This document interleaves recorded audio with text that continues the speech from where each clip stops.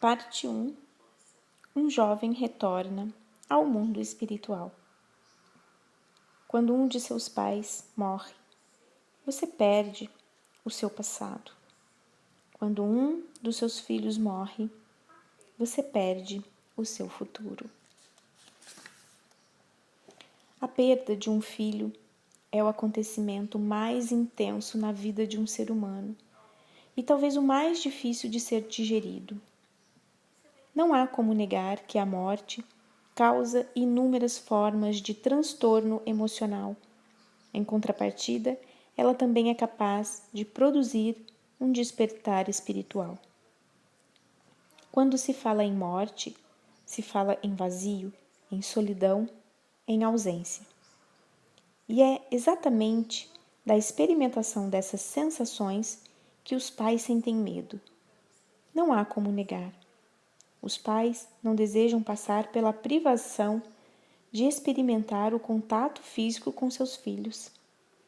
Mesmo para aqueles que acreditam na vida futura, na vida após a morte, que entendem que jamais passaremos por um momento de solidão sozinhos, já que os bons espíritos estão sempre por perto nos auxiliando a superar os acontecimentos mais difíceis. Essa experimentação de vivenciar o luto na figura de um filho inquieta a alma.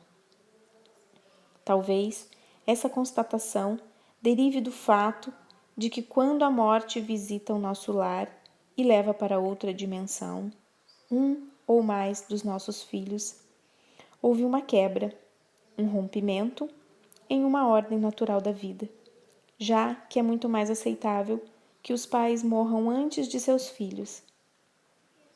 O ciclo previsível é que os filhos cresçam, se estabeleçam na vida, constituam família e sepultem seus pais. No entanto, como já mencionamos nesse livro, este ciclo previsível é muito frágil e rompe-se frequentemente. Por este motivo, quando um filho morre, os pais são inevitavelmente impulsionados a repensarem tudo em suas vidas, exatamente por terem sido afetados de maneira irreversível pela grande perda que destruiu seus sonhos.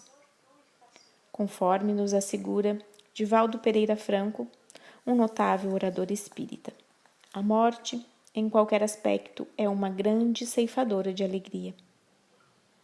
Por isso mesmo, por ser intensa demais, a dor de perder um filho é muito difícil de ser suportada sozinho. Daí, a importância da família e dos amigos nesse momento de grande pesar. A importância de um acompanhamento médico, psicológico, para o alívio das dores emocionais que podem se manifestar no corpo. A importância de Deus para o alívio das dores da alma, já que em geral esses pais se sentem como se fossem lançados em um buraco e não têm noção do que fazer para sair dele. Eles entendem que precisarão prosseguir com suas vidas da maneira mais saudável possível, embora não consigam realizar, a princípio, um único movimento que os impulsione a caminhar. Diante da morte de um filho, nenhum pai e nenhuma mãe se comportam de maneira igual, porque isso acontece, porque depende das circunstâncias da morte. Cada uma expressa seu sofrimento de uma maneira diversa e também, assim, lidam com um conflito emocional que se tem por dentro. Outros fatores dizem respeito ao nível de ligação existente entre a família, se são unidos ou não, e, por fim, se possuem uma crença religiosa em que se apoiar. Um fato interessante que pude perceber ao percorrer os lares das mães de luto é a existência de dois tipos de mães. Aquelas que, apesar de todo o sofrimento, usam a morte do filho como uma ferramenta para um amadurecimento espiritual, e aquelas que permanecem completamente destruídas, ignorando quais os caminhos percorrer após a grande perda, ficando paralisadas frente às mudanças que terão de enfrentar. para a maioria que enfrenta o transtorno emocional físico que a partida física do filho deixou, a dor e o sofrimento são tão reais que as impossibilitam de perceber que existe caminho para a cura. Dessa forma, diante das vistas nos lares devastados pela dor da saudade, frente à ausência do filho que partiu para outra dimensão, fiquei a refletir sobre a melhor maneira de ajudar aqueles que enfrentam idêntica dor.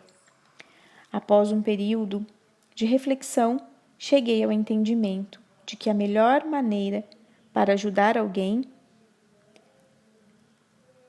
é recuperar-se de tão profundo trauma, reaprendendo a ter esperança, é dividindo as histórias que durante um tempo fui capaz de ouvir.